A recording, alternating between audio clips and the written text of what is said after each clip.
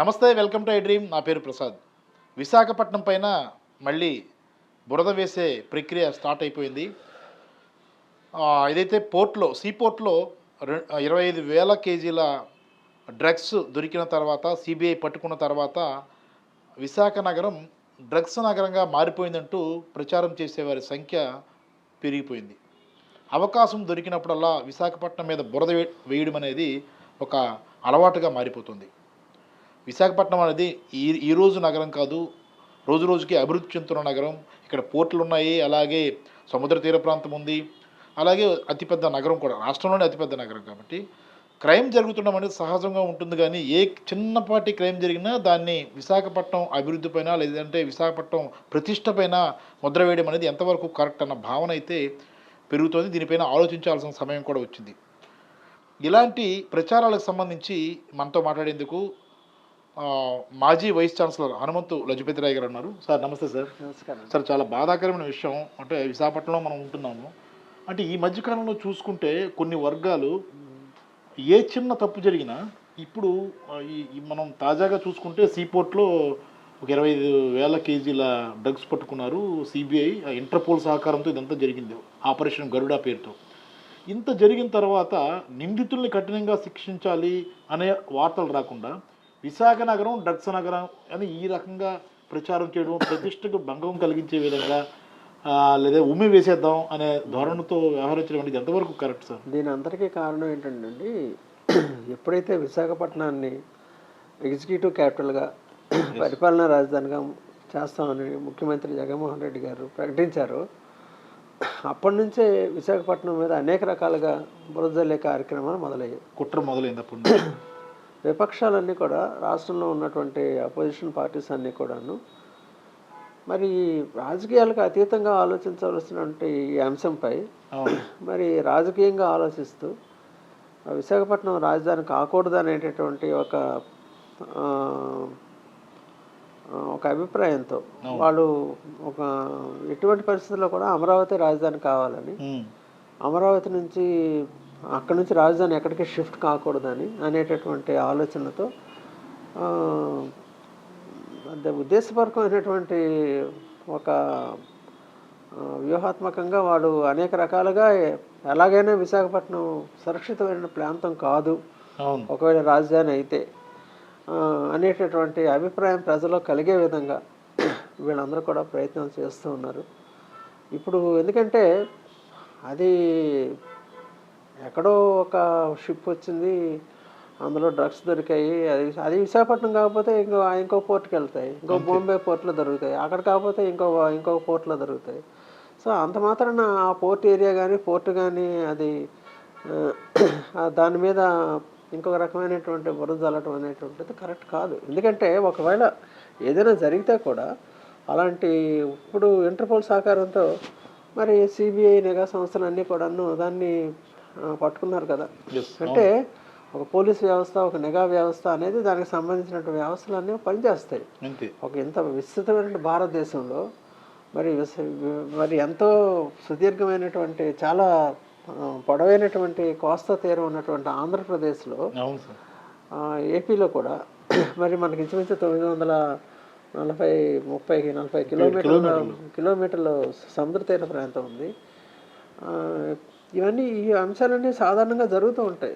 ఇప్పుడు స్మగ్లర్లని, ఈ దొంగ వ్యాపారాలు చేసేవాళ్ళని వీళ్ళు ఎప్పుడు వ్యవస్థలో వాళ్ళు ఉంటారు, వీళ్ళు ఉంటారు. అంతే. అంటే ఇంకోటి సార్, మీరు ప్రస్తావించారు కాబట్టి గతంలో ముంబైలో కూడా చాలాసార్లు డ్రగ్స్ పట్టుబడిన కేసులు, అది కూడా పోర్ట్లోనే జరిగాయి. తర్వాత అక్కడ తీవ్రవాదులు కూడా నేరుగా పాకిస్తాన్ తీవ్రవాదులు కూడా అటాక్ ధ్వంసం చేసిన పరిస్థితి మనం చూస్తాం, విధ్వంసం సృష్టించారు. ఇవన్నీ జరిగినప్పుడు అంటే సహజంగానే నిఘా వ్యవస్థ పనిచేస్తుంటుంది. కానీ కేవలం విశాఖపట్నాన్ని మీరు అన్నట్టు విశాఖపట్నాన్ని ఏదో భూతద్దంలో చూపించి ఇక్కడ శాంతి భద్రతలు సరిగ్గా లేవు అన్న ప్రచారాన్ని చేయడం, ఇది భద్రతా పరంగా కరెక్ట్ కాదని చెప్పడం. విశాఖపట్నం అత్యంత సురక్షితమైనటువంటి ప్రాంతం. అవును సార్.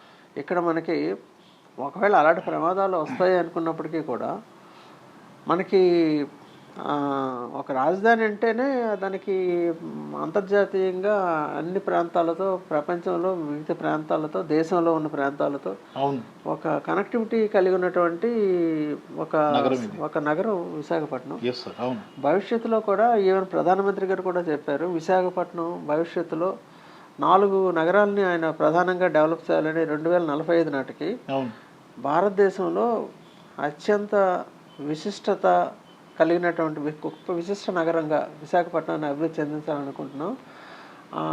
అందులో ఆయన చెప్పారు వారణాసి, తర్వాత అవును, విశాఖపట్నం ఒకటి. కొన్ని విశాఖపట్నం, ఆ 4 నగరాల్లో విశాఖపట్నం కూడా ఉంది. అవును, ఉంది, అవును సార్. సో అంటే అలాగే ప్రపంచంలో 100 మహానగరాల్లో కూడా ఇది గొప్ప నగరంగా భవిష్యత్తులో కాబోతుంది అనేటటువంటిది కూడా ఉంది. అవును సార్. అంటే ఒకవేళ విశాఖపట్నం అంత బాగా డెవలప్ అయిపోతుంది, అభివృద్ధి చెందిపోతే ఎక్కడ మిగతా రాష్ట్రంలో ఉన్నటువంటి మిగతా ప్రాంతంలో ఉన్నటువంటి అక్కడ స్థానిక అంటే కొంతమంది స్వార్థపూరిత ఆలోచనలు ఉంటాయి కదా. బిజినెస్ రియల్ ఎస్టేట్ బిజినెస్ పడిపోతుందన్నది వాళ్ళ బాధ.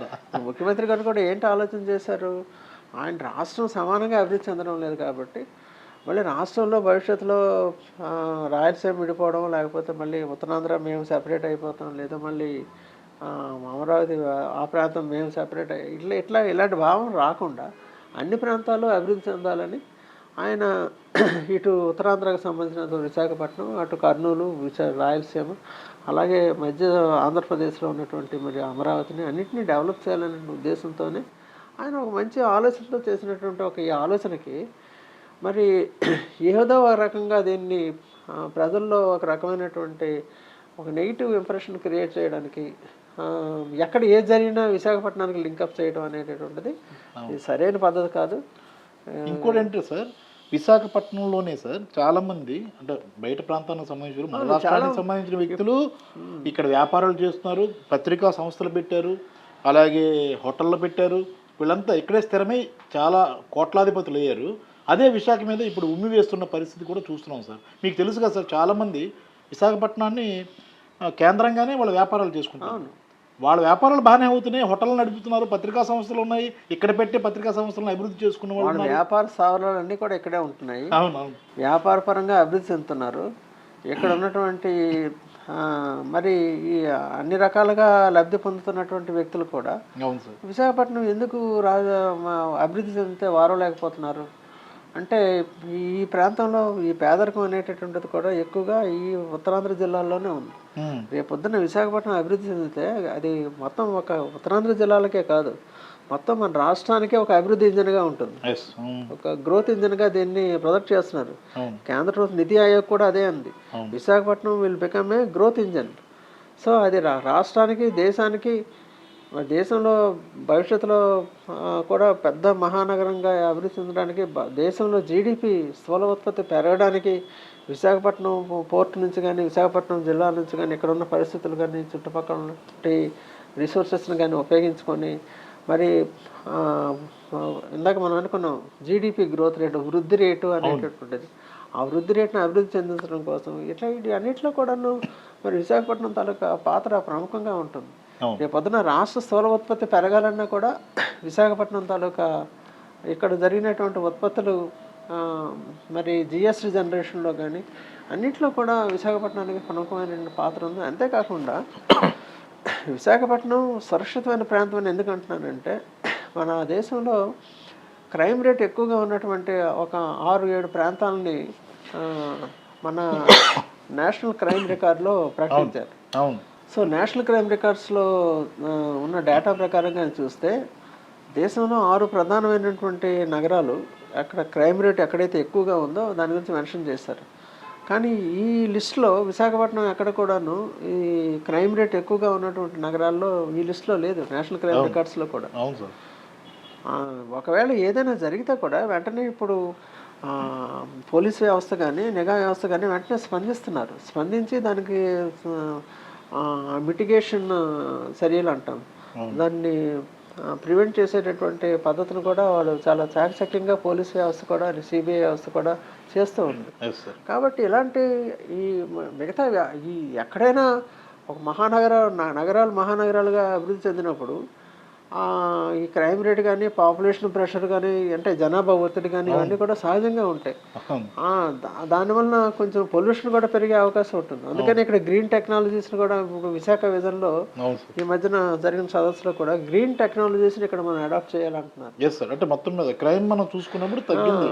అంటే అన్ని ఏది క్రైమ్ సంబంధించినంత వరకు మనం ఆలోచించినా కూడాను క్రైమ్ రేట్ డెఫినెట్గా పెరుగుతుంది అనేది, పాపులేషన్ పెరుగుతుంది, జనాభా పెరుగుతుంది, తర్వాత మనుషుల స్వార్థం పెరిగిపోతుంది.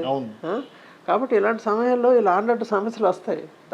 దానికి అరికట్టే చర్యలకు సంబంధించిన వ్యవస్థలు కూడా పనిచేస్తున్నాయి. అంతేగాని ప్రతిదానికి ఎక్కడో ఏదో జరిగితే విశాఖపట్నం మీద బురజాలడం, తీరా ఇప్పుడు చూస్తే మనకి లేటెస్ట్గా ఈవేళ మీడియాలో వచ్చిన కథనాల ప్రకారం కానీ చూస్తే ఆ పోర్టుకు సంబంధించినటువంటి